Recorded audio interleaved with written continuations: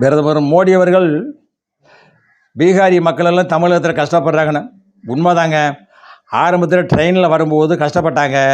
எந்த வேலைக்குனாலும் செய்ய ரெடியாக கக்கூஸ் கூட கழுவுனாங்க. ஏர்போர்ட்டு வேலை பார்த்தாங்க, கட்டட வேலை பார்த்தாங்க, தெரு கூட்டினாங்க.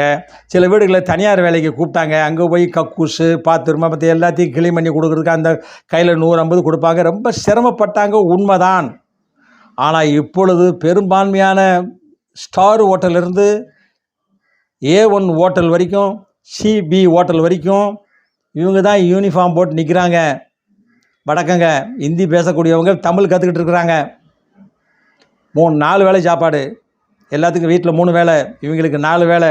காலை, மதியம், ஈவினிங், இரவு 4 வேளை சாப்பாடு சாப்பிட்டு உல்லாசமாக சௌக்கியமாக சம்பளத்தோட 3 நேரம் சம்பளம், 3 வேளை சாப்பாடு, 4 வேளை சாப்பாடு சம்பளத்தோட சௌக்கியமாக இருக்கிறாங்க என்பதை மாண்புமிகு பிரதமர் மோடி அவர்களுக்கு தமிழர்கள் சார்பாக நாங்கள் சொல்லிக் கொடுக்குறோம். அடுத்த வேலை வரேன்.